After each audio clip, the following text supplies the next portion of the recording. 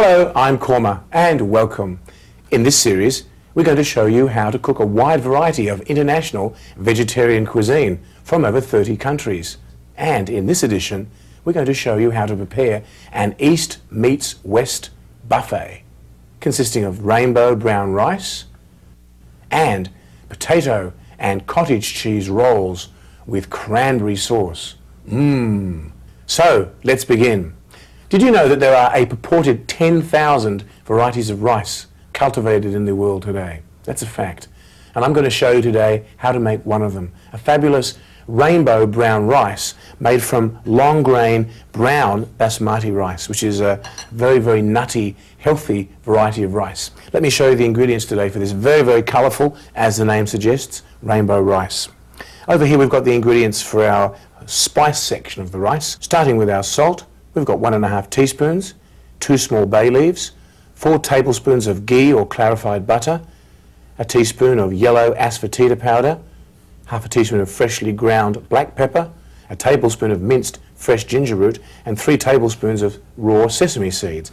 And on the back platter here we have a wonderful selection of beautiful vegetables. We've got 2 tablespoons of the following vegetables: tiny cauliflower pieces, celery bits, green peas, red peppers, carrot straws, cooked corn, tomato pieces, cooked chickpeas, and roasted peanuts. And in the centre here we have 1½ cups of that lovely long grain brown basmati rice. This is a special type of long grain brown rice. It's called long grain basmati. Some of you might be familiar with basmati rice, the wonderful long grain aromatic white rice from India. Well, it's been successfully grafted or crossbred with short grain American brown rice, and we've come up with a long grain brown basmati. So we're going to start today's brown rice by sautéing the rice grains in our pot over here. Simultaneously, we're going to be boiling the quantity of water. There's 3 cups of water to every 1½ cups of rice. So here our pot of water is on the boil, or actually coming to the boil. We're going to add our bay leaves and our salt. 2 bay leaves and the right quantity of salt for the rice. And while that water is coming to the boil, in our front pot, the flame underneath which is now on, we're going to sauté half of our ghee or clarified butter and our brown rice. And then we're going to add the water to the rice and cook it up together. And then we're going to sauté all our vegetables and our nuts and chickpeas and all sorts of lovely things and pop them in afterwards. So it's a very nice rice cooked in 2 parts. Let's add half of our ghee or clarified butter. Very nice nutty sweet flavour of clarified butter. If you prefer, you can use olive oil for this recipe. It works fine. This brown rice, by the way, has been washed and dried.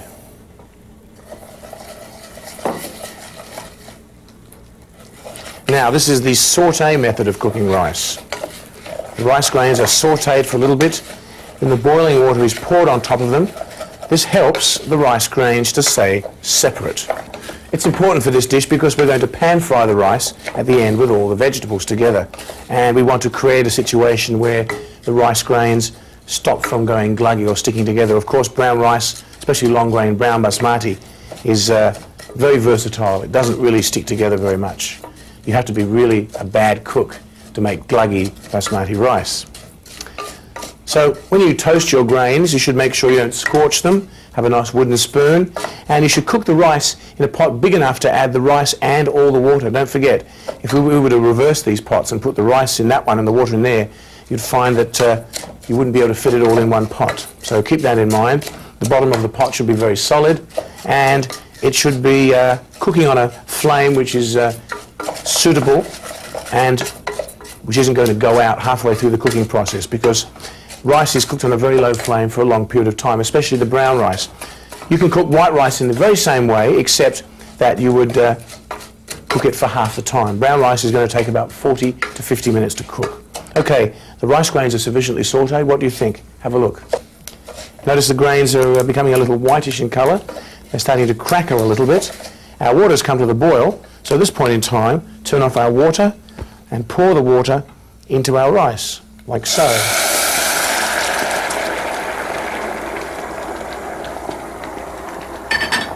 At this point in time, we need to make sure there's no rice grains stuck on the pot, that they're all inside there. Let's stir it round once, turn down the flame to very low, right, that's as low as it can get, Make sure our pot is right in the centre of the flame. That's important that it cooks evenly. Now the bubbles are just breaking the surface. That's the sign that the rice is simmering. Let's pop the lid on top now. That's quieted it down a bit. Now this is going to cook for about 40 or 45 minutes. Don't take off the lid and dig it around every now and again, otherwise you'll mush it up.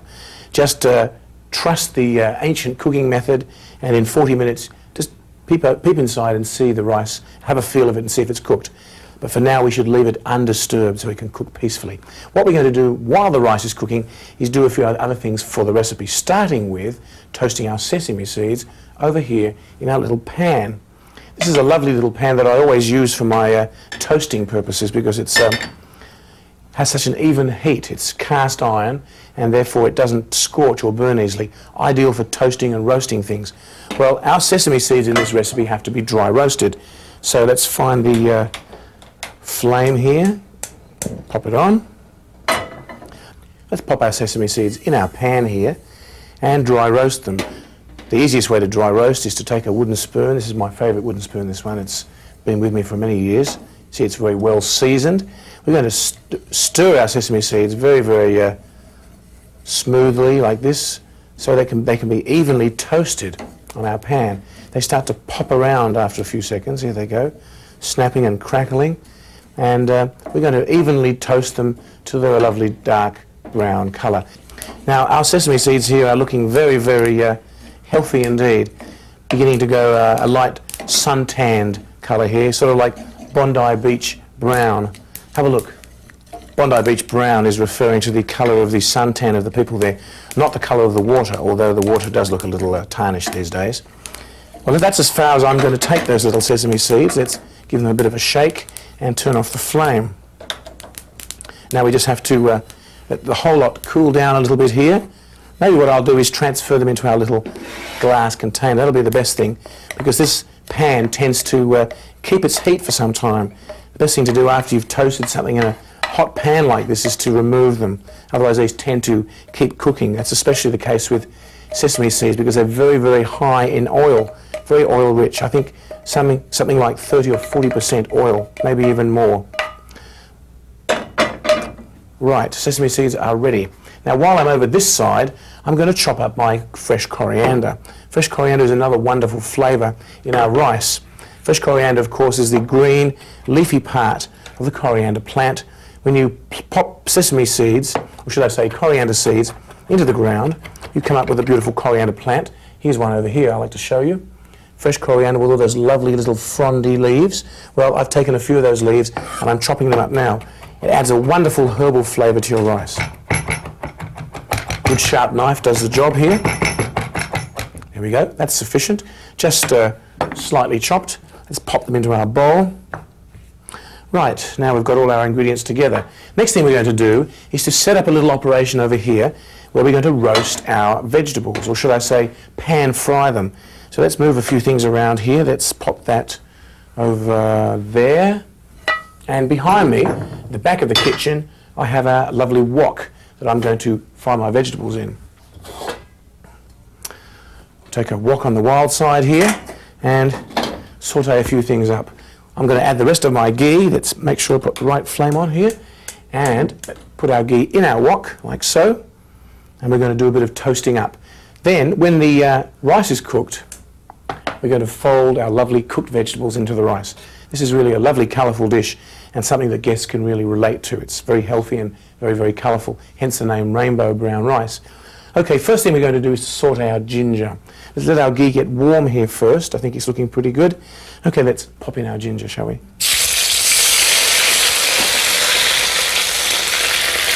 Our yellow asafoetida powder. Our black pepper. Saute it up a little bit here. Lovely fragrance. We've got our cauliflowers, our celery, green peas, lovely red peppers. Oh, so colourful, just like a rainbow. Carrots. And we're going to saute these up here for about a minute or so until they go a lovely tender texture. And then we're going to proceed on adding the rest of our vegetables.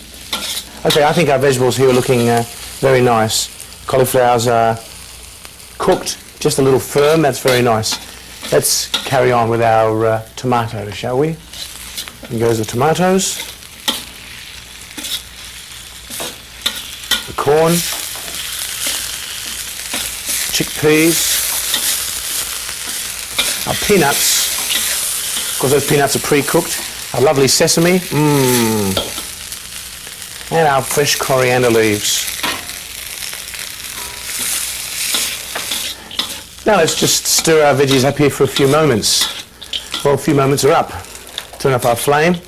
We don't want to cook those tomatoes or the corn pieces any further. They're very, very delicate.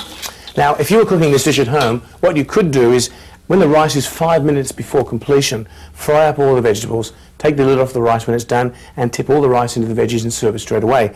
Because what we're doing is we're cooking our rice now, and it won't be ready for about 30 minutes. So I'm going to go away and do a few things out the back. When the rice is done, I'm going to come back, reheat our vegetables here for a few seconds, mix it together, and it'll be ready for serving for our lovely East meets West buffet. So excuse me, got a few things to do. Well, our rice is well and truly done at this point. I turned it off about 5 minutes ago and it was looking wonderful, but I left the lid on so it would steam up and those little rice grains would be lovely and plump and juicy. Well, here they are. You can see how nice they are. They're all separate.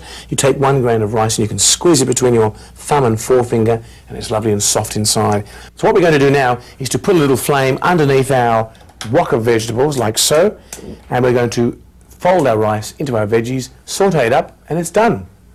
Simple as anything. Our vegetables are looking very, very nice here. Just 30 seconds or so here, and we're ready for action. You know, I made this rice preparation for 100 people once, and it worked perfectly. If you saute your rice grains this method with the water added after the sauteing, you can cook voluminous quantities of rice. It doesn't matter. You simply multiply the quantities out. I had a giant wok about this big, with lots and lots of veggies inside, and I didn't exactly tip it in, but I spooned it out and stirred it up and everyone loved it. Okay, our vegetables are looking lovely. Let's transfer, maybe we'll use a wooden spoon here and gently escort our rice grains out of the pot. Oh, so lovely and fluffy into our vegetables here. Here we go.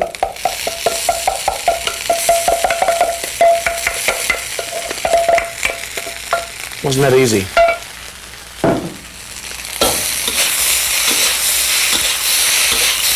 Saute them all up, mix them all together. What a wonderful aroma.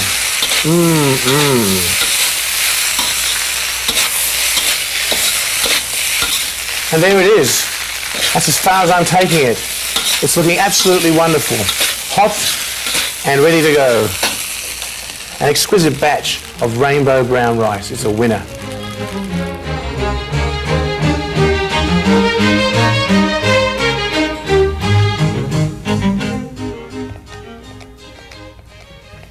Here's an unusual buffet-style savoury that never fails to please.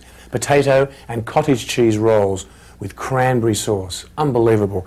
It's a pastry made from flour and sour cream, filled up with mashed potatoes and cottage cheese, baked in little rolls in the oven, smothered with cranberry sauce and sour cream. It's utterly irresistible. Let me show you the ingredients here for this winner savoury. We've got some mashed potatoes here. These are lovely Idaho baking potatoes that have been boiled, peeled and mashed. And over here we have a cup of cottage cheese, 1.5 teaspoons of salt and a little bit, 1/8 of a teaspoon of crushed black peppercorns. All those 4 ingredients make up the filling for our dish. And over here we have the ingredients for the pastry and the topping. We have a cup of sour cream to go inside the pastry, a cup of sour cream to go on top afterwards. 1.5 cups in this bowl of plain flour. We've got a teaspoon of baking soda, that's sodium bicarbonate. 2.5 ounces, that's 70 grams of butter. This is room temperature. I've chopped it up into little pieces for our pastry. A little bit of extra pastry, a little bit of extra butter for buttering on top of our lovely rolls. And we've got about 1.5 cups of lovely cranberry sauce. So the first thing we're going to do is finish mashing our potatoes here. This recipe was given to me some years ago by a friend of mine from Lithuania, and it's been part of my repertoire ever since. It's sort of a cross between a savoury and a dessert. quite an intriguing preparation. So our mashed potatoes are all completed here, looking very, very creamy indeed. We're going to add now our cottage cheese, our salt and our pepper. This is the filling for our pastries, and it constitutes a very, very tasty, succulent combination indeed. Here goes the cottage cheese, like so. Now let's fold it all up together, and then we're going to set it aside and continue on with our pastry. I've chosen the cottage cheese with the large curds. It's rather attractive. You could, if you like, use the smooth cottage cheese. It's really a matter of personal preference. One thing I like about this dish is it's so chock-a-block full of natural, earthy ingredients, the sort of thing you could imagine living on the farm and using. You could grow your own wheat, produce the flour. You can grow your own potatoes and berries. And if you had a few cows, you could milk the cow, separate the cream from the milk, put some of the cream aside, make it into butter, sour the rest of the cream, and basically speaking, that's it for this recipe. Very, very simple, rustic, country-style ingredients. So there's our filling. Lovely chunky bits of cottage cheese folded in with potatoes and a little bit of black pepper salt. Now our pastry. Let's get our pastry flour over here with our large bowl. Let's sieve it through into our bowl here for easy mixing, along with our baking powder, like so. A quick shake through our sieve does the job. Now this is an interesting pastry because it's not going to be moistened by milk or water, but rather with sour cream. So it's a very rich pastry, and it's quite a short crust pastry because it's got quite a bit of butter in there. Very, very delicious. It's a very opulent preparation, actually. Now let's get that butter moving here. I really think it's best now to get my hands involved with this operation. You can't go wrong. This is what we want hands for, making pastry. Rub that butter in to make a lovely short crust. There's our pastry, all nicely rubbed together, the flour and the baking powder and the butter. Looking like a coarse meal here. Now we're going to fold in our sour cream and make a lovely pastry.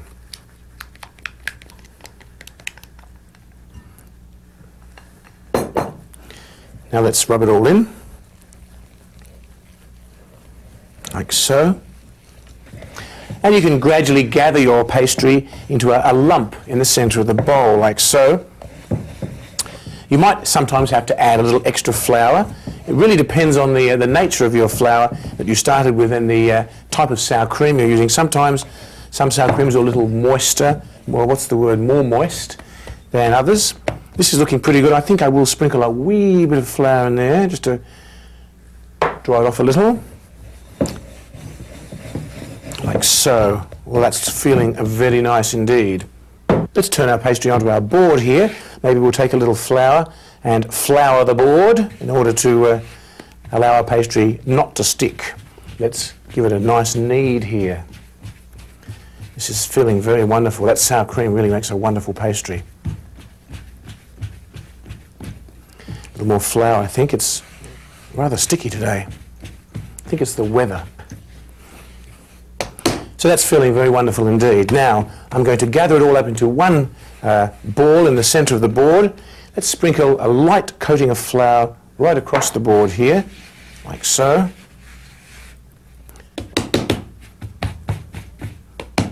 I'm going to roll this out now into a rectangle. It's not easy to roll something into a rectangle, but I'm certainly going to give it a try. You need to straighten it up a little bit. That I'm going to show you in a few seconds. First thing is to at least roll it out into a disc or whatever shape. Actually, this is amazing. This is looking a bit like Australia. I live just about there. Oh, it's looking quite wonderful here. Well, I think that's just about it. So now we're going to place our cottage cheese filling on top. Cottage cheese and mashed potatoes. This has to be done with a little bit of care because oftentimes, if you're a little heavy-handed, you rip holes in the pastry because it is a very, very delicate dish.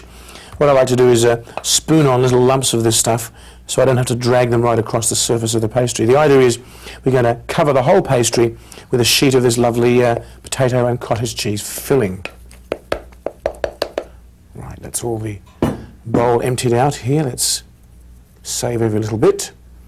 Now, very, very carefully, maybe with the aid of a spatula here, we're going to cover the surface of the pastry with the mashed potatoes in as even a sheet as you can possibly do it. So we have to gradually smooth the potatoes out across the surface of the pastry, gradually coax it along, not forcefully, but very, very gently, until the whole surface of the pastry is evenly covered. You can butt up the filling right up to the very edge of the pastry. So when you roll this up, it's very, very neat looking. When our guests bite into these little things, there'll be little chunks of cottage cheese to tantalise their palate. So here we are right at the other edge, and we're just lining everything up here. This is so far a very successful batch of potato cottage cheese rolls. Everything's looking very precise here. So our potato has gone right to the edge, as you can see. Maybe this corner needs a little bit of smoothing out. Spend a few minutes on this, make sure it's nice and smooth, because when you roll it up, if it's a little uneven, then the rolls come out a little wonky. So now here comes the interesting part. We're going to roll it up. Come close and I'll show you how to do that. We have to roll it in such a way that the wide edge is rolled across like this. So very, very carefully lift up the edges like so. Very, very carefully get your fingers underneath and roll it over like so. This is very, very tricky, so be careful. Make sure that board was floured nicely before you started this. Gradually gather and roll it up like so. Now we have to just roll it here a little bit, make sure it's all evened up. Let's take a knife and smooth off the edges. Now there's two things you can do at this point. You can bake it whole like this, or you can cut it up into 8 sections. Well, I'm going to cut it up into sections today. I find the little rolls a lot more attractive than the whole one. So let's cut it in half. There's a half. Now let's cut this half in half, like so. In half again.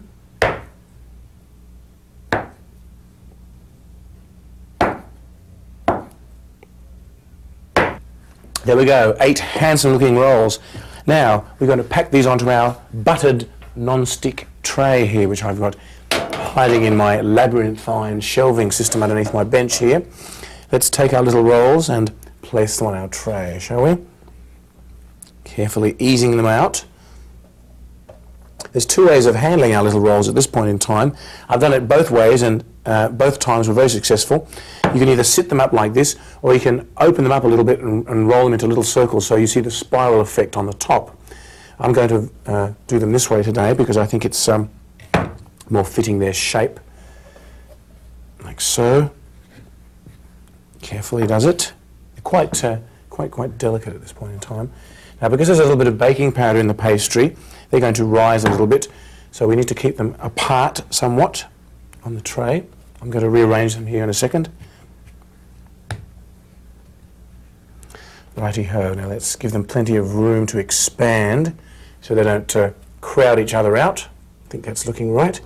Well, our oven is preset on 200 degrees Celsius, 390 degrees Fahrenheit. Nice hot oven. We're going to pop these in now and bake them for about half an hour. We can check as we go along to see how nice and golden they are. Actually, I forgot one thing. We have to butter them with a pastry brush and some butter. Let's pop some on here. A little bit of butter on top of each of them to give them a lovely golden sheen. That's always a nice little touch. This butter wasn't melted, but it's just about liquefied from the warmth of my kitchen here. It's certainly a pleasure to be in my nice warm kitchen when it's cold outside. So, it's time to bake these little fellows now. Lovely little cottage cheese and potato rolls. Let's pop them in the oven and come back in about half an hour's time. Well, here I am in my lovely clean kitchen, spick and span from top to bottom. And we've got our serving suggestion all set up here. Sour cream and cranberry sauce to go on top of our golden pastries. So let's have a peek and see if they're done, shall we? I better take an oven cloth with me. They're probably mighty hot. Ooh la la, look at these pastries. Aren't they magnificent? Ooh, these are the best batch I've made in a long time. What do you think? Golden, crispy, crunchy, delicious pastries. Well, we're going to transfer these one by one very carefully onto our serving platter here. And I think our guests are going to go what's the word, berserk when they see these. I like to serve these at the end of the meal with an adequate serving of sour cream and cranberry sauce. The more the merrier. Have it out the back, some extra bowls for them to ladle on top.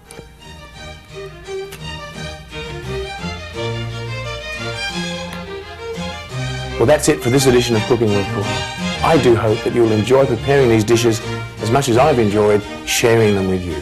Happy and healthy eating.